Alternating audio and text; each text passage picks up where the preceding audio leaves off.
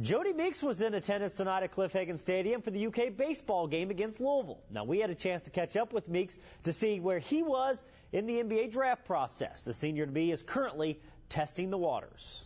Haven't set up anything yet.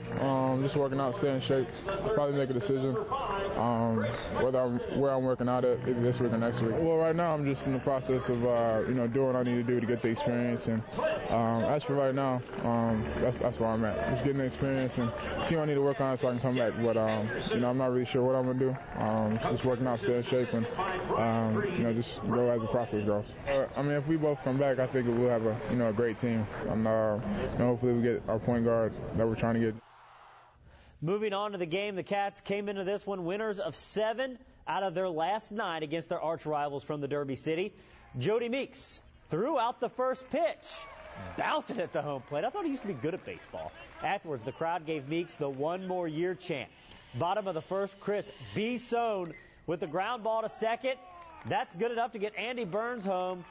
Kentucky takes a 1-0 lead. Now we're in the bottom of the second. Chris Sparky McClendon singles to center, and here comes Keenan Wiley, but the Richmond native is toast at the plate. Moving on to the bottom of the 5th. A runner on third, and Chad Wright gets it on the ground. Here comes a play at the plate. Chris McClendon is out. We're still tied at 1. Staying in the 5th, Andy Burns at the dish. And this shot is too hot for Chris Dominguez at the hot corner. Marcus Snyder scores, but it's not enough. Louisville scores 10 unanswered runs, 6 in the 7th alone. They go on to win this one 11-2. Former UK linebacker Wesley Woodyard is going to have some company in Denver. Braxton Kelly has signed a free agent contract with the Broncos. Kelly and Woodyard also came to Kentucky from the same high school in LaGrange, Georgia. Santa Anita Derby winner Pioneer of the Nile enters the Kentucky Derby on a 4-race winning streak and will be ridden by top jockey Garrett Gomez. And as our Dan Reefer shows us, his trainer has had a little success in the Derby.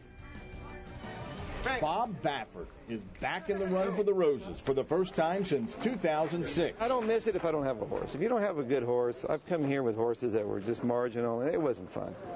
But it's fun when you have a nice horse. So since he's been here, he's improved a lot, and that's what you want to see. Baffert's Pioneer of the Nile is showing traits reminiscent of a couple other horses who have previously put him in the winner's circle that first Saturday in May. If I was going to compare him with a horse, it might be Real Quiet, because I knew Real Quiet, the mile and a quarter, wasn't going to be a problem for him. But he's got the tenacity of Silver Charm, where he wants to win. Bob Baffert's a wily veteran when it comes to the Kentucky Derby. He's won this thing 3 times.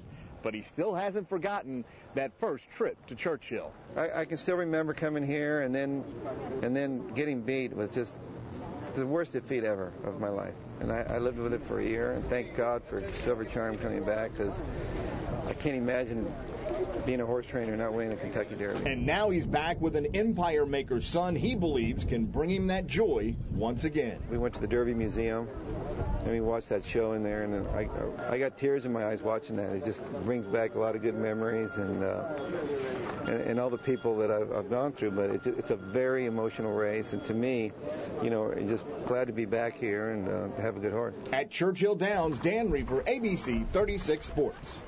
Thank you, Dan. Now, another Derby contender is out of this Saturday's race. Trainer Doug O'Neill said today Square Eddie will miss the run for the Roses with a left shin ailment. Back to the Diamond, the Lexington Legends got a huge win tonight, beating Rome 4-2.